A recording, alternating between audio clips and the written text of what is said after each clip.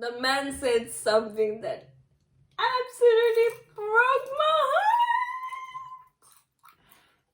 No, like he shattered any chance I thought we had. I was distraught. Just say you will come through and chill, oh chill. Sup their wheels. He's just waste some coffee. I spilled my coffee. Bloopers for days. Anyway, I was rudely interrupted by this coffee. Welcome back, guys. It's been a while. It's been a minute.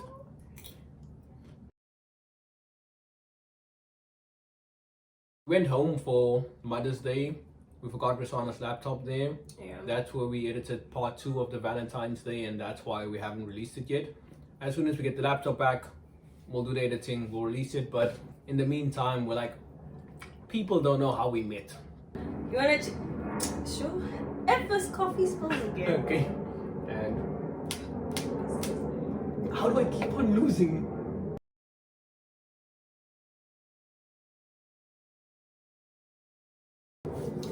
Paint you guys a picture of pre-Risana Ray. Going into my final year of medicine, was chosen to be a church chairperson, and at this point I was the only guy that was consistently coming to our church. It was a very lonely road. So now I'm chairperson, but there's a lot of girls in the church, and I'm the only guy. And I hadn't kissed a girl in 3 years. You know, your boy was on that celibacy. Because the thing is, if you're part of a church... So he says, I'm joking. No, this is the thing. The church girls are like a clique. If you go for one, you've lost the rest. So, you know, if you're shooting your shot, you have to pick very carefully. It has to be God approved. And another story I'll tell in a different video. There was like a girl I liked, she liked me back. And then God said she's not my wife. And ever since then, I was like, nah, God, you'll pick my wife one day. When you tell me who she is, I'll go for her. But up until then, I'm keeping my heart sealed off, you know, because from it flows the worries of life. So I was like, nah. So yeah, going into the year, I was mostly focused on just the church because I really loved this church. I got saved there. I got baptized there. All my friends were there. And the church really became like a deep family for me. So that year, most of my time was going into planning events. I was spending time with different gens at different times. Disciples the Lord led me to. And that was basically what my year was built around, is just growing this church and making it a family. So all my money, all my time, all my effort was going into that. And that's how we kind of met, actually, because one of the men the Lord led me to was living with her off campus. Mm-hmm. So yeah, that's how, I guess, explaining where my life was at, why I was single, what was my mindset going into the year. I wasn't looking to get cuffed. So while Rain was not looking for anyone, I was looking for somebody. Why are you saying it with so much spice though?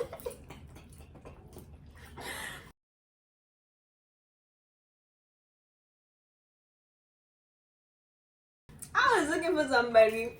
So what had happened was, I used to go to UKZN, like I did my 3-year course there.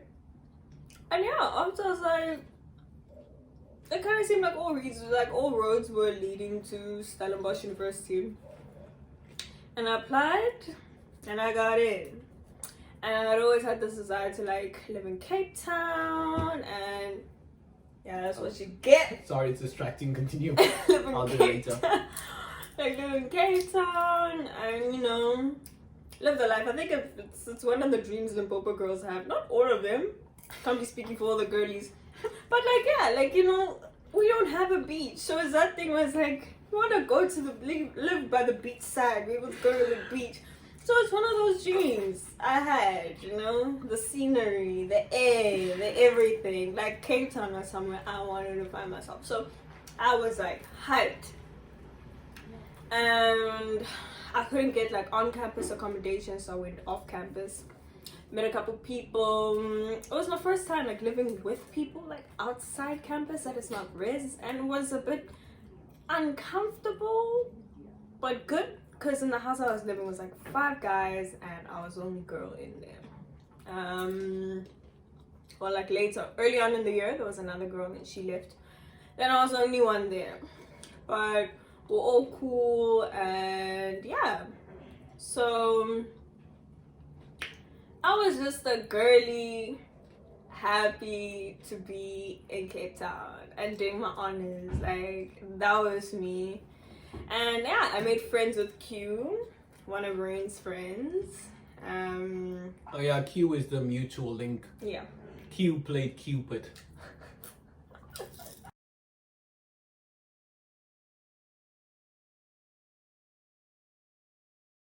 So I'm a basketball player and I made these basketball posters and no one ever contacted me about these posters. And I put them everywhere on campus. And then one day I'm chilling in my room, slacking off, and I get the message from a guy. And he's like, hey, do you teach basketball? I want to join. I'm like, I do. I do. Yes, sir, I do. Practicing for a ceremony one day. I do. I do. I do.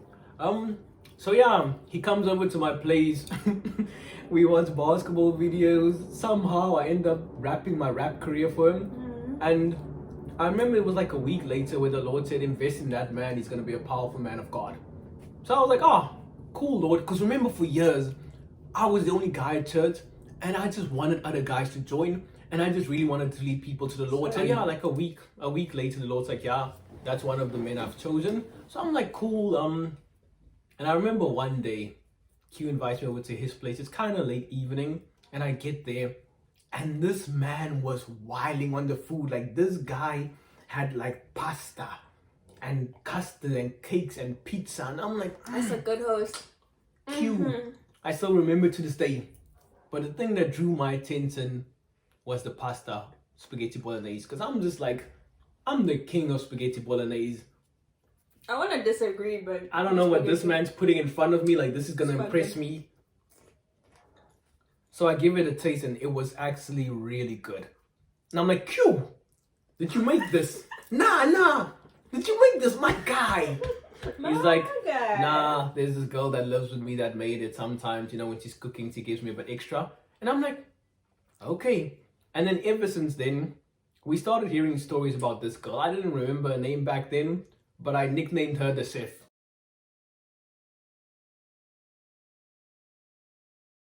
Because of the spaghetti bolognese. So Q would be like, the Sif and I went here. The Sif gave me this advice. We're on the Sif's Instagram, scrolling like, this is the Sif, that's the Sif. Yes, I felt so stoked, guys. I married my stalker. But it's fine. Look here. As a group, we were And he stalking married you. his. Okay, that's even creepier as a group. But you know when a guy's always talking about a girl and you're just like, pull up the Instagram, then you're looking there. Yeah. And Q would always mention her. Like, this man was relentless. Unprovoked. Just back to back to back. You know that Drake, Mick Mulders? Got the drink and me going back to back. Yeah. Q, like, your name came up so much, but at this point you were known as the Sif. And to be honest, he was name bombing Rain on the other side as well. Like, unprovoked.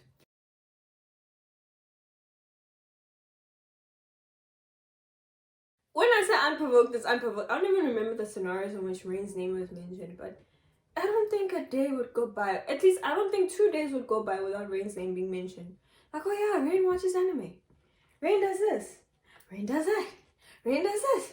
Rain does that. And yeah, like, and I do those things that and you were okay, referring to. let me be honest. I did the things. I stalked Rain's Instagram too.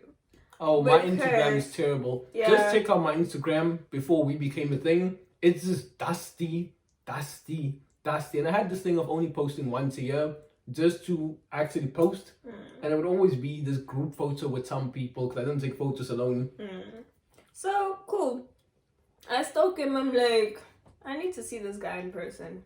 Dusty. Maybe it's just not photogenic. Yes.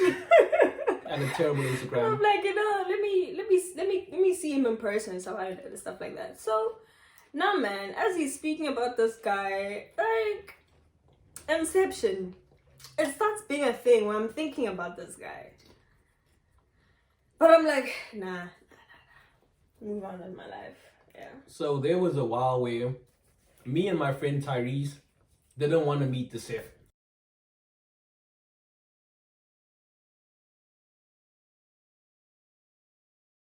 Because the Sif became this character, you know, there were jokes, there was sarcasm, Q jokes. You know, the Sif was just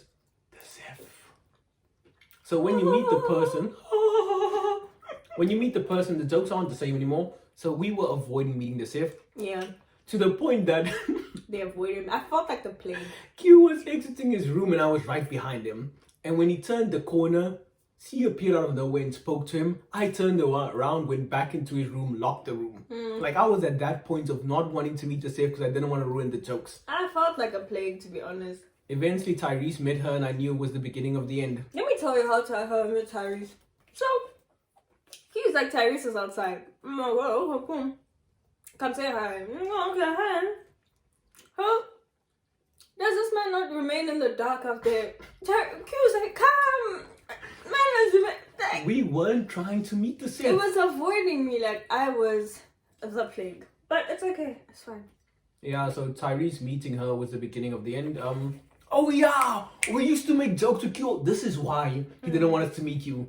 We were making jokes like, when we meet the Sif, I would love a woman that could cook. The way to a man's heart is in his belly. I was telling him, so I lived at this race called Ubuntu. It's on campus. Q lives off campus. I was like, yeah, bro, the Sif will be cooking for me and she'll give it to you. And you run into my room before it gets cold. I'm ashamed because I cook for this man. With a letter saying I love you. So the jokes were heavy. So we didn't want to meet the Sif and Q didn't want us to meet the Sif. Like Q would lock me in the room when he goes to the kitchen. Q would make sure like call her beforehand or make sure she's not awake. Then he'll let me into the house. Because this man had this deep fear that we were going to take his friend the Sif away from him. And we were loving it.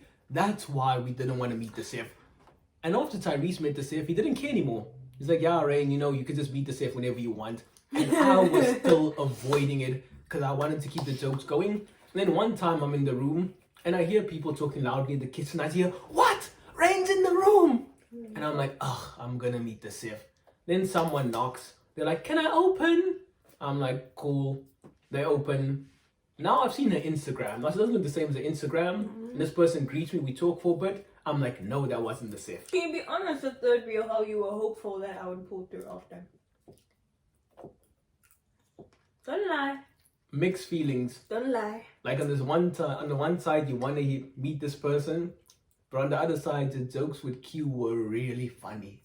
I don't think you know how funny it is when the guy's hiding you, locking the room, calling beforehand to see if you're awake. There were times I could only come there like 1 a.m. or 2 a.m. because we really made this guy think, as soon as we meet you. And one crazy fact is Q told Rain that I liked him. She didn't. I And didn't Q like him told at the me time. that he liked me. And he didn't like me at the time. You didn't like me either. I'm saying he didn't like me at the time. Oh, neither of us liked each other. Oh. How? No man. 1 and 2 just was not adding up. Oh yeah, to end that story, the person that I met that day was her friend, not her. She stayed in the kitchen. So that was not how we met. So, at that moment before she came to come knock on the door and greet you, Yeah. Q told us that she was there.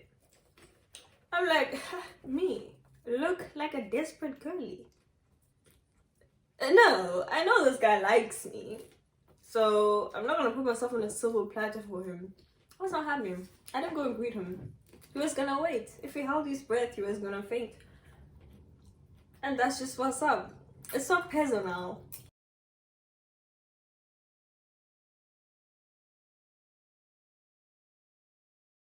So I think like 2-3 days go by, and eventually, that same corner, Q leaves his room, I leave his room, I'm behind him, and it's just as we're about to leave the house, out of nowhere, Q! And it's you, standing there. My disappointment was immeasurable. Because now I'm seeing her, I can't avoid her, I've met the Sif. It's like, hey, my name is Risana. I'm like, hey, my name is Rain. To be honest, you don't remember this day. I don't remember this day. Maybe vaguely. I think if I think deep, I might remember it, but I actually don't remember this day meeting him that way. The way I remember meeting him was I was in the kitchen with Q, and Q always liked to make like pies in the oven and stuff. So he was making a pie for Rain, and he was like, he wanted to ask Rain if it's like the perfect color for him. So he's like, yeah, no, let me call him so he can come here and then you can see him. I'm like, okay, cool. So we pretend like, this is just a coinky dinky. So he comes in And I see him, and like at this time, I'm this girl that's inspecting this guy because these Instagram pictures, I'm like, I need to see this guy in person. Dusty.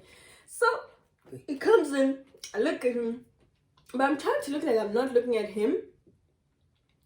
Does this man not look so stiff and uncomfortable? No. Firstly, the only reason I came in is at this point I'd already met the Seth. Like, I had nothing left to lose. My life was over. I met the Seth.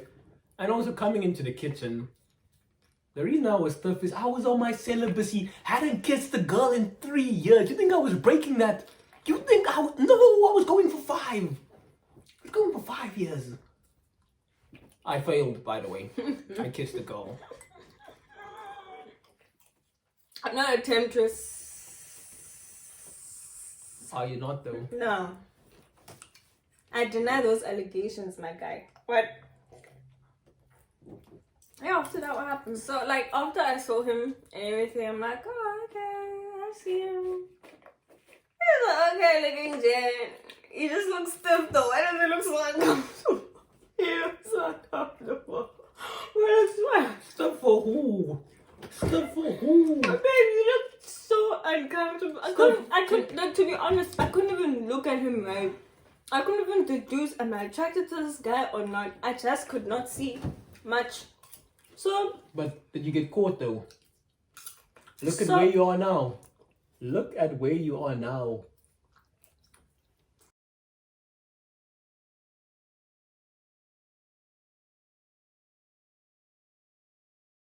So, after all,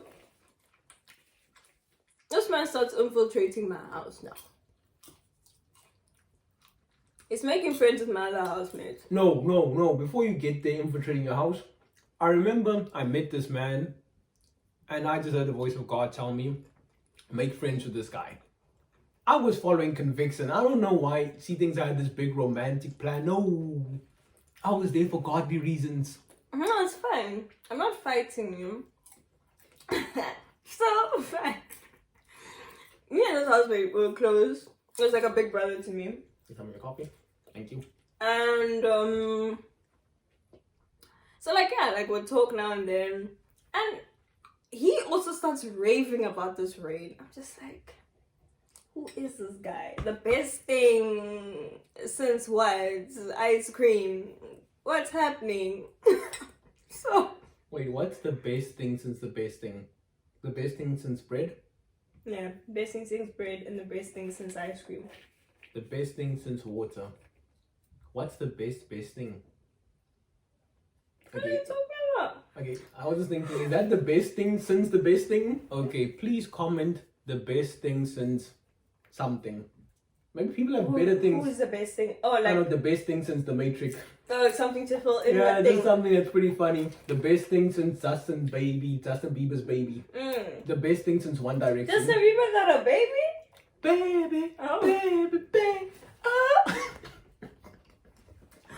Let's move on. Let's move on. That's the intro. So cool. So I was friends with this housemate of mine.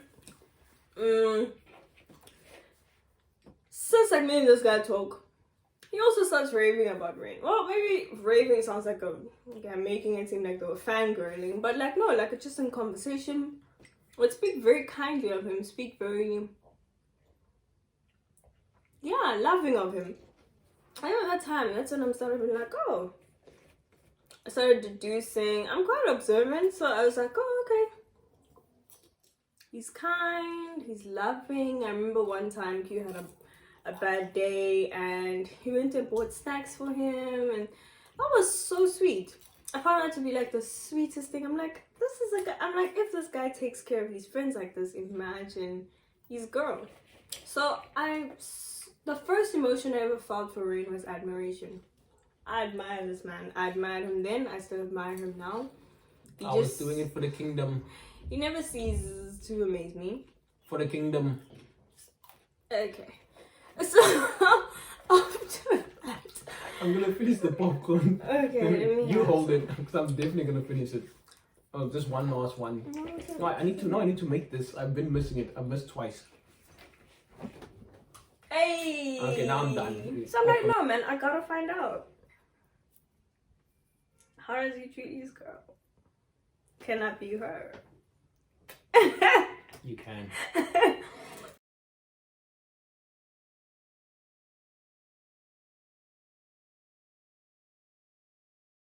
So, yeah, man. That's when it started, like, actually, that's not what cemented. I have a hard head. That's not what fully cemented it. So, I go home. My mom decides to be, you know, a cool mom. She's on some... What month did you go home? May? May. Okay, Went home cool. in May. I was going home for my graduation, undergrad graduation. So, cool. I'm like just having chats with my mom. She's asking, oh, which guys are like into you and stuff like that. Being a real cool mom. Okay, I'll tell you. And then I'm like, oh, he's this rain guy. He's sweet. He's kind. Did you say he's sexy? Can't be using such language with my mom.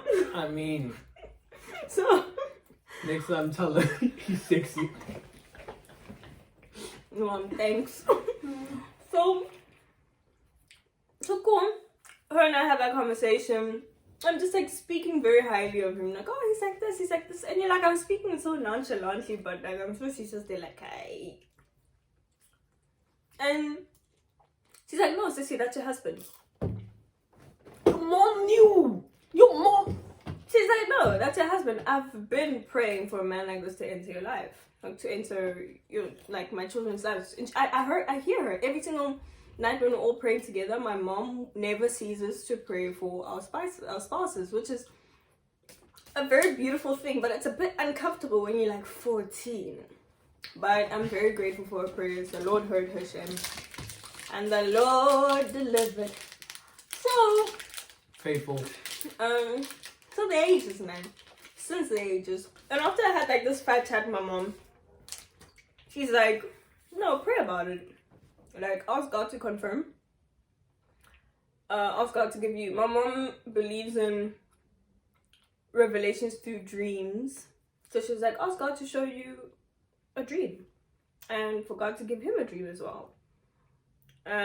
For a platform for that dream to be spoken about. So, because him and I did not talk at all. Even after he was done avoiding me, we still didn't talk. Celibacy. No, I told you. 3 years, going for 5. No, I wasn't gonna break that.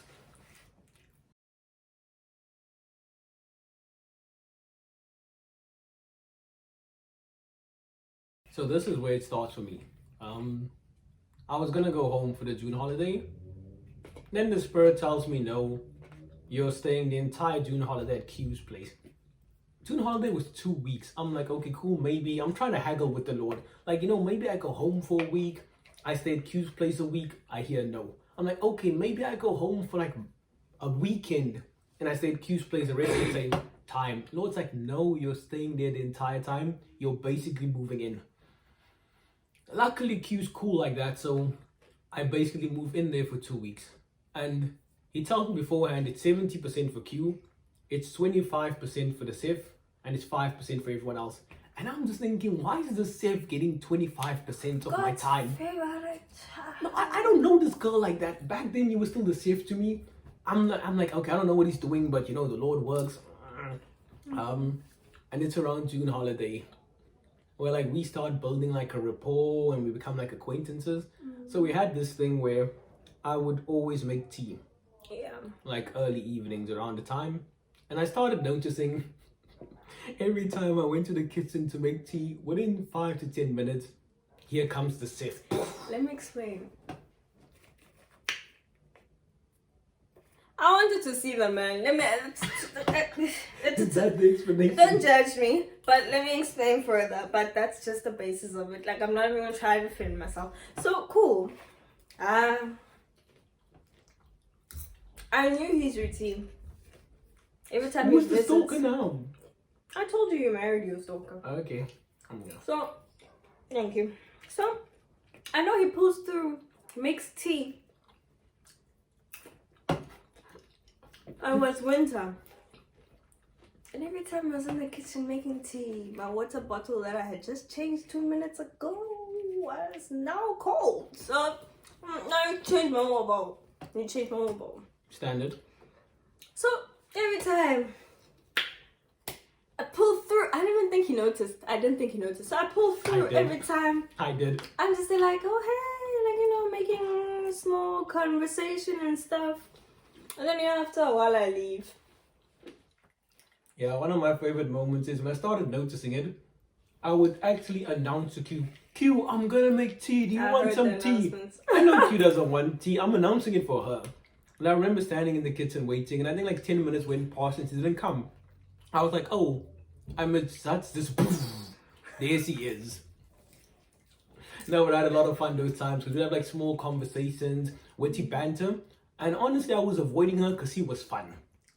Like, you know, that thing you don't want, and you guys have like this chemistry you can't actually speak about. So I kind of give in a bit when it would be these tea sessions, but for the most part, you know, I was stiff, as you would call it. Like, no We'd have like a temptation conversation. here. We'd have a conversation, and we'll be cool. How? The next day when I see him, hey. It wasn't that bad. I was like, for me, it was hey. For No, her, but it was like hey. I found out later on going on that like that's literally just how Rain greets. Like people know. Rain is a hey. I think you were So just that's- too invested. You took it too personally. It wasn't that deep. My guy, I was praying for you. So anything was a sign. If I said, hey, I love you, I'd be like, that's it. I was just looking for signs because like I was like praying about it, trying to hear what like the Lord has to say about this man. And it was a period of my life where I was actually trying to grow a lot closer with the Lord.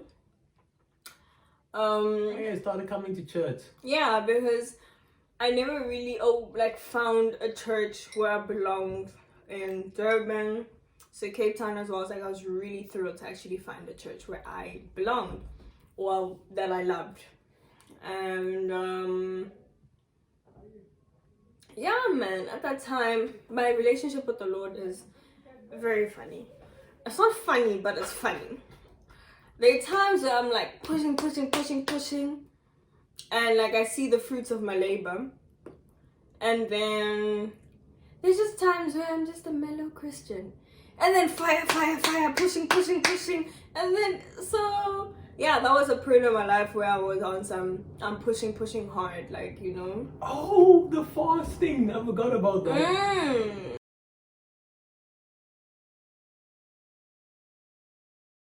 Like, I was even fasting for the Lord to give me answers about this man.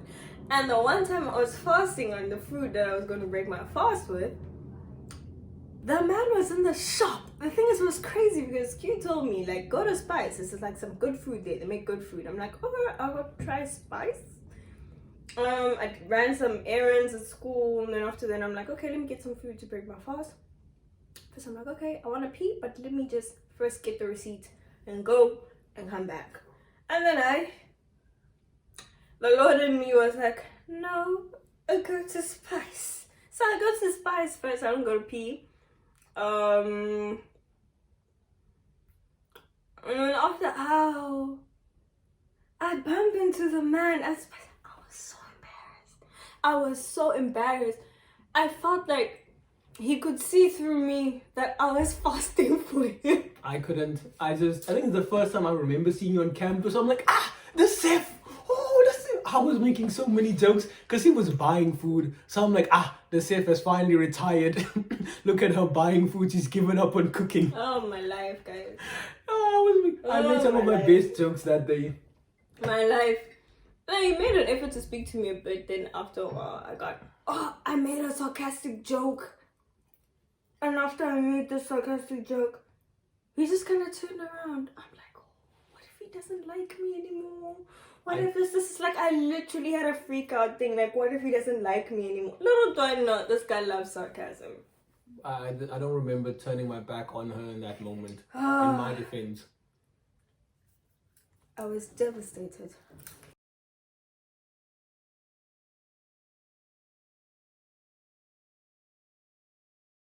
The first time I went to this church, I knew it was his church, so I was like, I don't own the church. I was Okay. part of the church. I don't own his church. It's not my church. yeah, but I knew he went to the church, so I was like really hyped to see him. But anyway, he wasn't there. I was hurt, and this happened, I think, only once that he was not there. Twice, I think. Twice. Yeah, the funny thing is, I was at church every single Sunday, except those two. Because the one, my parents came to visit Cape Town, so we went to go visit my dad. And the second, I went home that weekend. So those were the only 2 weekends when she started coming to the church that I wasn't there. I was butthurt, but it's fine. So have you got more popcorn? We still have more. Do we? Yeah. Okay. So, I pulled through to the church. Man's not there. Now I'm devastated. And third time was the charm. I remember I pulled through, and in the morning I got there kind of like 5 minutes late, and I thought no one was there. I thought that like they had left me. So I freaked out a bit, and then now I never wanted to be that girl that seemed desperate asking for his number. So I was like, eesh. Okay, I swallowed my pride. I asked Q. I'm like, please pass me his number. I need to ask if he's there. I call the man. Does he answer me? I think he deliberately ignored my call. Did you not hang up? I don't know. Like, but did you not hang up because you were approaching me? I think you hung up because you were approaching me and I was going to see you anyway. So, but I was touched. So, after that, it's just him and I now. oh yeah, before church. I remember wondering, like, I was thinking, okay, Q has told me this girl really likes me. I don't want to be charming because that's going to complicate our relationship. But also, she's new to the church, and normally I'm one of the people that introduces people to the church. And I'm normally very loving and kind, so I'm like, I don't know how to walk this line because I see her outside church. Like, yeah, so I went with the being Always in pajamas. charming, but there's a line. So, yeah, we had like chill conversation. Did you tell me about your testimony yet? No, Was that the time you promised you'd tell me about your testimony? I think so. No, we're just no, we're just no. making We just jokes. had a I was keeping it conversation. light. I remember keeping Yeah. it light. I didn't So- want to go deep that day. We spoke about our common like difficulty of like church hopping. Like church hopping is a whole struggle. Finding a church that aligns with your spirit and just finding a church that works for you. It's not that easy. Where you feel at home. Yeah, where you feel at home. So I was like, yo, this church is the first one I found and like I feel at home. And yeah, he was telling me about his church hopping experiences and his discipleship, the people he was discipling, and just his walk with the Lord, but like slightly and not like much in depth. And I'm just there like in awe of this guy. But I'm like, hey boy, Sissy, calm down. Calm down. Put your admiration in a bag and tuck it under the bed. Sis, man. So, did you feel my admiration for you? No, Oh, I did. I just good. thought you just seemed pretty excited. I thought you were excited for church. I'm like, Yeah. oh. And I was like, did I speak to her? I'm like, no, she's so excited for church. And I'm trying to build a family. I can't not speak to her. And then we had like a good conversation. And you were charming. I don't like you because you were charming. Yeah, I remember it was a really good conversation. And after we go to church, Trust me, I enjoy speaking to you too much. That was a big red flag. I was Yeah, like, it's nah, like I'm a dodge this girl. talking to I'm a dodge this girl like my life you depends were on my it. breath of fresh air. So, cool. So some other guy from like back home comes through. I don't know him, I just met him there. We're like having a nice chat and like Zonga. So he basically interrupts me in Rain's conversation. Oh, cool. And like, you know when you're talking to someone but they get just kind of like, I'm trying to, sort something Get out of the but, way. like, Get out of the way. yeah. But I'm like, oh, okay, I talked to him fine. And then, me disappear. My Yeah. chance came. yeah, he literally disappeared. And then when the car came, actually my roommate pulled through. I mean, housemate. Why do I keep saying roommate? My housemate pulled through. And he ended up giving us a ride to church. So that guy I met, was on some, come and sit in the middle, like, so we can have chats. Does Ray not come and dive right in the middle there? So I don't sit next to that guy. I have no excuses. I don't regret a single thing. No regrets. So I wanted to sit in front because, like, I know this is my housemate. Like, but he's like, no, she can't just sit in front. She has to call shotgun. You have to call shotgun. But he was saying this so I can sit at the back with you, though. I didn't call shotgun either. Because you want me to sit at the back with you. So I'm just, so I see it, but I'm like, don't jump the gun. The flesh is weak. The flesh is weak. I'm like, don't jump the gun. Don't jump the gun.